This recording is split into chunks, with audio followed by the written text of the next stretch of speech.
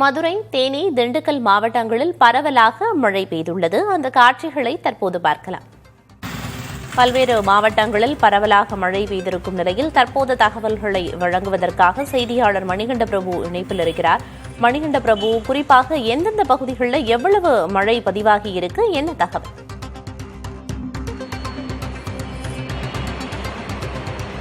பிரியதர்ஷினி, மதுரை, தேனி, திண்டுக்கல் உள்ளிட்ட 3 மாவட்டங்களிலும் அரை மணி நேரத்திற்கும் மேலாக கனமழை பெய்தது.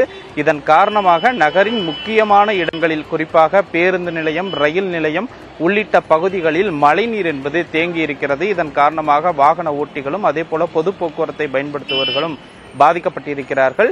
மதுரையை பொறுத்தமட்டில் அரை மணி நேரத்திற்கும் மேலாக கனமழை பெய்தது. ஏற்கனவே தமிழ்நாட்டில் 22 மாவட்டங்களில் இன்றும் நாளையும் கனமழை பெய்யக்கூடும் என வானிலை ஆய்வு மையம் தெரிவித்திருந்த நிலையில் மாலை அரை மணி நேரத்திற்கும் மேலாக மதுரையில் பெய்தது. அதே போல தேனி மாவட்டத்தில் பெரியகுளம், அதனை சுற்றியுள்ள பகுதிகளிலும் கனமழை பெய்தது. திண்டுக்கல் மாவட்டத்தை பொறுத்தவரை பழனியிலும் கனமழை என்பது பெய்திருந்தது. மதுரை மாவட்டத்தை சுற்றி இருக்கக்கூடிய வாடிப்பட்டி, சோழவந்தான், அதே போல திருப்பரங்குன்றம், அவனியாபுரம், விமான நிலையம் உள்ளிட்ட பல்வேறு பகுதிகளிலும் 30 நிமிடங்களுக்கு மேலாக கனமழை கொட்டி தீர்த்திருந்தது. இதன் காரணமாக நகரின் பிரதான இடங்களான சிம்மக்கல், தல்லாகுளம், பெரியார் பேருந்து நிலையம் உள்ளிட்ட பகுதிகளில் மழைநீர் தேங்கி இருக்கிறது. தற்போது நாம் நின்று கொண்டிருக்கக்கூடிய இந்த இடம் என்பது மதுரை ரயில் நிலையத்திற்கு செல்லக்கூடிய பாதை. இங்கு லேசான அளவில் மழைநீர் தேங்கி இருக்கிறது.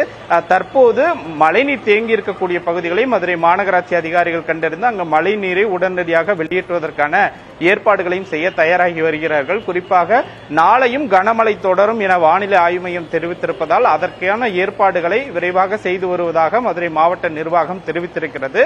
நகரின் பல்வேறு இடங்களில், ஒரு சில இடங்களில் பேருந்து நிலையங்களில், தாழ்வான பகுதிகள் 20க்கும் மேற்பட்ட இடங்களில் இதுபோன்று ஆங்காங்கே மழைநீர் தேங்கி இருக்கக்கூடிய சூழலில் அதை தடுப்பதற்கான, மழைநீரை வெளியேற்றுவதற்கான அனைத்து ஏற்பாடுகளையும் மாவட்ட நிர்வாகம், மாநகராட்சி நிர்வாகம் மேற்கொண்டிருப்பதாக நமக்கு தகவல் தெரிவித்திருக்கிறார்கள். பிரியதர்ஷினி, பல்வேறு இடங்களில் மழை பெய்திருக்கிறது. மழைநீர் தேங்கிய இடங்களில் மழைநீர் அகற்றப்படும் அப்படின்னு குறிப்பிட்டிருக்காங்க நிர்வாகிகள். அது தொடர்ந்து நாளையும் மழை தொடரும் அப்படின்னு சொல்லப்பட்டிருக்கே, அதுக்காக என்னென்ன ஏற்பாடுகள் எல்லாம் செய்யப்பட்டிருக்கு பரவலா?